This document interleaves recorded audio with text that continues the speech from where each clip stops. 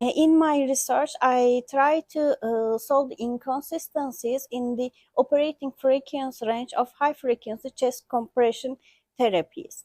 To do so, I develop a human thorax model, including ribcage, trachea, lungs, soft tissue, as a real digital human twin.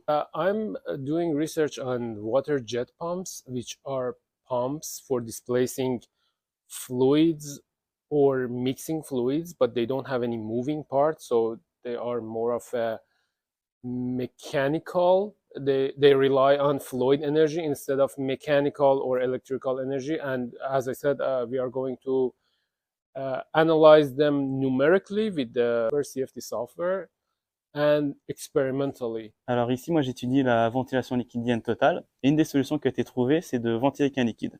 Alors pour ça, comment on fait? On utilise un ventilateur liquidien. Donc ça se compose en 3 parties. Une partie qui va transformer le fluide. On va utiliser un liquide qui respire par les poumons, qu'on va charger en oxygène et le mettre à la bonne température, donc 37 degrés. Et ensuite, le liquide, on va le pousser dans les voies aériennes. Donc en fait, ce qui se passe, c'est qu'on le pousse dans les poumons, on l'expire, on le pousse, et ainsi de suite. Et ça pendant plusieurs heures. C'est comme ça qu'on va le ventiler. Donc ça, c'est tout le sujet de ma maîtrise. My research mainly is about storing renewable energy by compressing a gas, whether it's air or CO2. But since it requires a large quantity of gas, it's important to find some different solution in order to do it. So my solution is to use adsorbent. Those materials are porous material that can store gas inside their pores.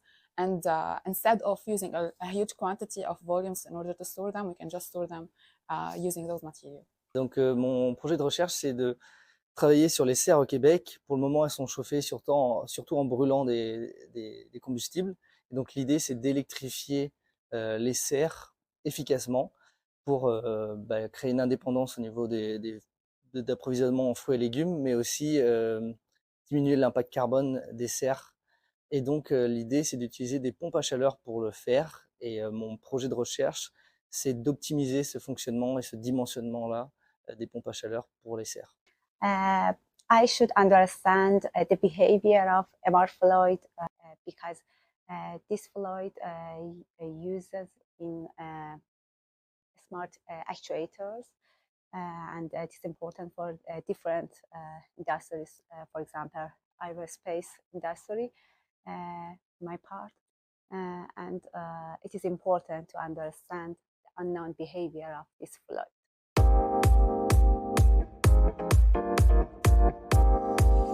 Donc dans le groupe de recherche, on dispose de différentes installations expérimentales. Donc nous avons un laboratoire de caractérisation de toutes les propriétés thermophysiques de matériaux complexes.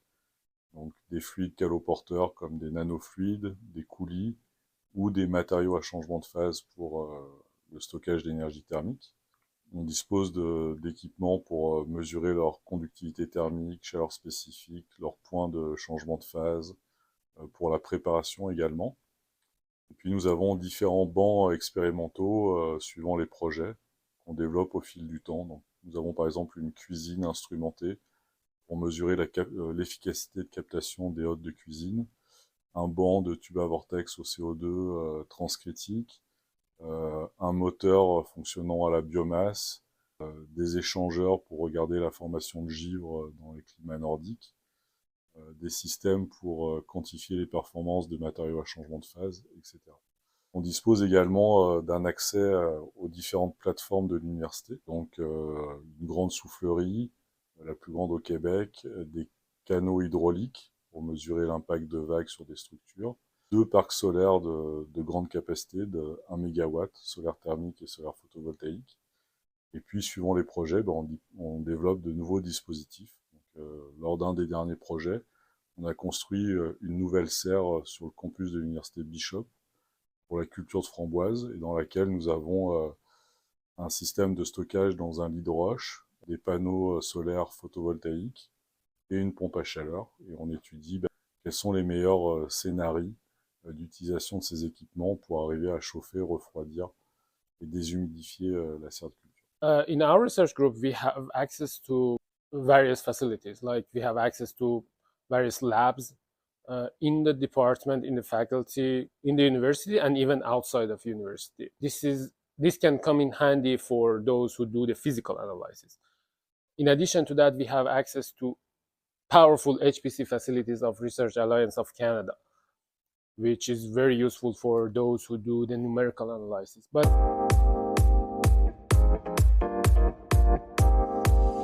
what I love mostly about this group is the international aspect of it. You can find students from different cultures, different nationalities, and different languages.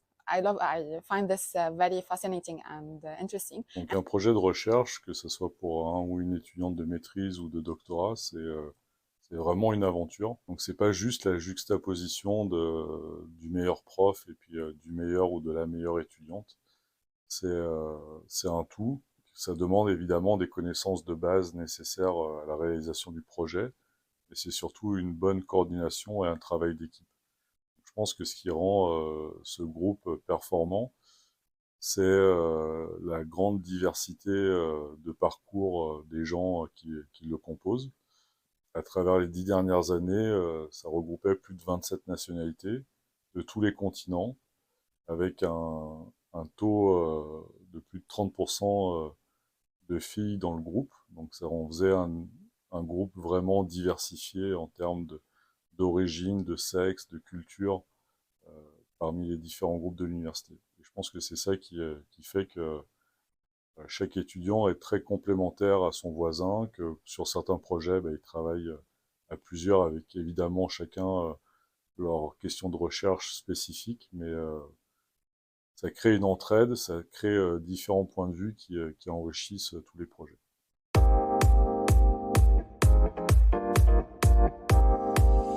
So the first thing is that I will gain lots of expertise in the field of numerical and experimental analysis of fluid flow. My next career definitely is in that area. So this is the first asset that I'm going to gain. And the other thing is that being able to communicate with people and team working, because during my project, we have to do lots of team working with various companies, with various teams, with various research groups, because we are involved in an industrial research group. So these two assets, both scientifically, which is a must for being hired in an engineering company, and then being able to teamwork. Doing a PhD, especially in Sherbrooke, we are always encouraged to work on our soft skills, whether in communication or anything else. So this helps us after the PhD to find any job or to work in the industry. And also here we are always encouraged. We have a micro program in advanced research where they give us so many skills, so many advices of our career path after our PhD. So this helps us a lot.